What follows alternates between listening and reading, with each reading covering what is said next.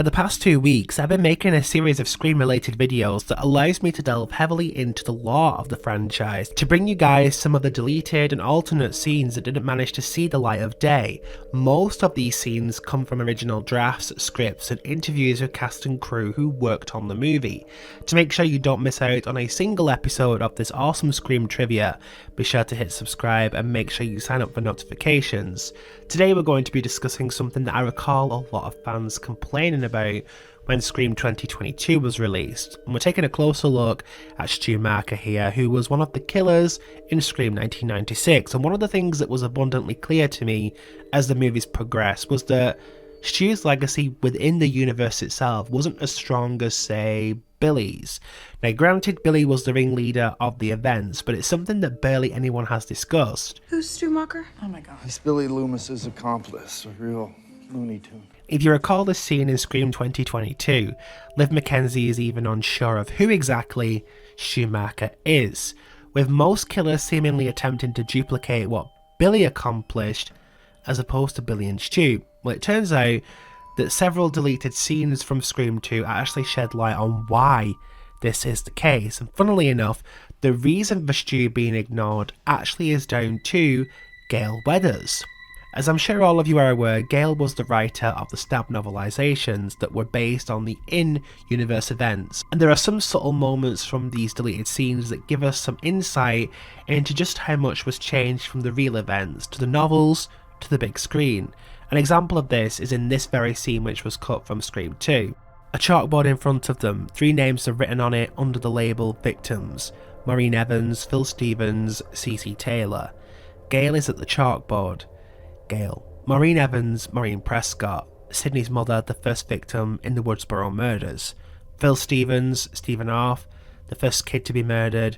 10-1, CC is not the third victim's real name. Sheriff, it's Cassandra. Gale, nickname Cassie or Casey. The third victim in Woodsboro, she was hung from a tree and gutted. The room goes quiet. Dewey watches from the back of the room, his eyes burning holes into Gale. Captain Tyler, Jesus. Gale, this is a complete copycat. Your killer is even going in sequence. Captain Tyler sits up. Captain Tyler, who was the next victim in Woodsboro? Gale, in the book or the movie? Dean Fisher, let's try reality. Gale, Mr. Himbry, the principal was the next victim. However, in the movie version, Tatum Riley was killed next. Dramatic license. So firstly, this explains a few things. In Scream 4, when Charlie and Robbie are doing their cinema club monologue, they specifically state just how, following the death of the 2 kids killed at home, we had a hot chick savage beyond recognition. This always stood out for me. As a detail freak, I always put this down to an error on Erin Kruger's side, but it turns out this deleted scene that we just read actually confirms in Stab, Tatum was killed following Casey and Steve in the opening, meaning this obviously was removed but kept canon in terms of how Stab flowed. So what does this have to do with Stu? Well, one of the things that stood out for me was something I actually didn't notice until I did my last video in the series, discussing Johnny Depp's cameo. If you take a look at the filmed climax to Stab, something is glaringly obvious to how the Stab sequence was presented on screen. On screen, Tori, my mum was no whore, don't you say that. Johnny, ha ha ha. Tori starts to cry. Johnny Depp and his murderous sidekick start stabbing each other. Johnny, it's the perfect alibi, Sydney. Sidekick, just like in the movies. Did you guys spot this? Johnny Depp was playing Billy Loomis.